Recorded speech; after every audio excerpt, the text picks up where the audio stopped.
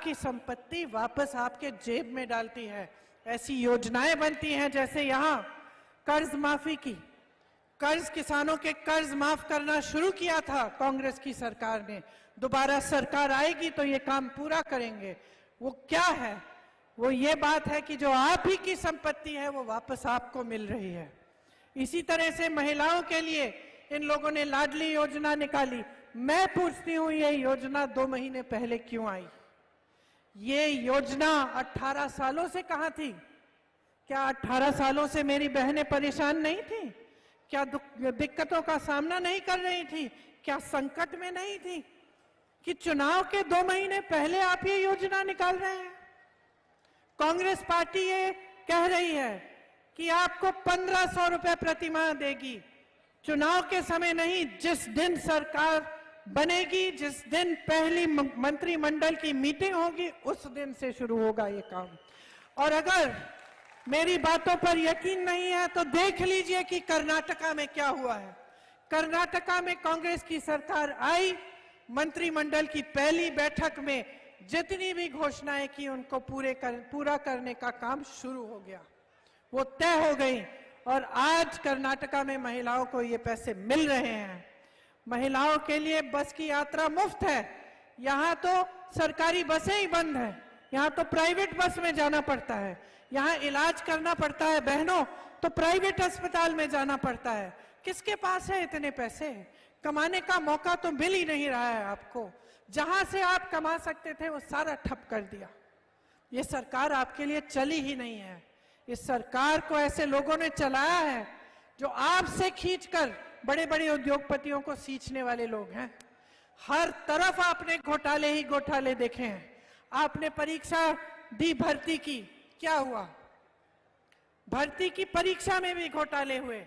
हम कह रहे हैं कि हमारी सरकार बनेगी तो आपको भर्ती की परीक्षाओं में 1 भी रुपया फीस नहीं देना पड़ेगा। ऐसी बहुत सारी हमारी घोषणाएं हैं जो मेरे जाने के बाद पटेल जी आपको सुनाएंगे पूरी तरह से। लेकिन देखिए, मोटी मोटी बात यह है कि लोकतंत्र में जिस आजादी के लिए आपके पूर्वज लड़े, मेरे पूर्वज लड़े, जिस धरती के लिए कि आजादी के लिए इतने महापुरुषों ने अपना जीवन दिया, उनका खून इस धरती में मिला है, उन्होंने इसलिए दिया कि आप आजाद बने। गांधी जी कहते थे कि जब तक ग्राम स्वराज नहीं आएगा, जब तक गांव में को सशक्त नहीं करेंगे, तब तक ये देश पूरी तरह से स्वतंत्र नहीं होगा।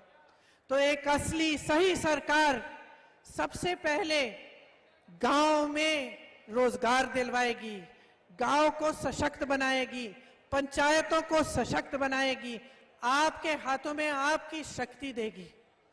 ये एक असली सरकार का काम है।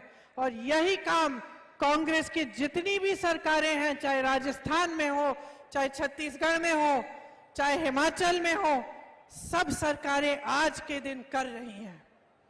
तो मैं आज, समय बहुत कम है, शायद मुझे सुनाई दे रहा है कि हेलीकॉप्टर भी उड़ने वाला है।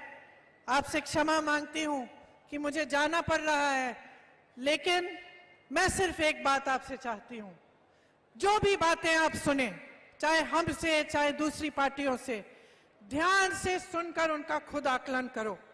खुद देखो कि आपके जीवन में क्या अनुभव रहा है, क्या आपकी तरक्की हुई है कि नहीं, और अपने अनुभव और अपने विवेक से ही अपना वोट दो। मुझे पूरा विश्वास है कि अगर अपने अनुभव से आप वोट दोगे तो आपका वोट कांग्रेस पार्टी को जाएगा, और जितने यहाँ उम्मीदवार हैं उनको जिताने के लिए आप पूरा समर्थन देंगे।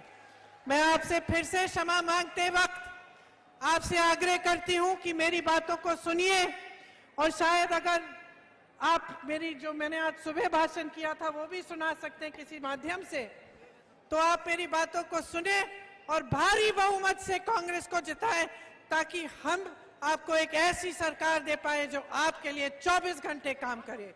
जय हिंद।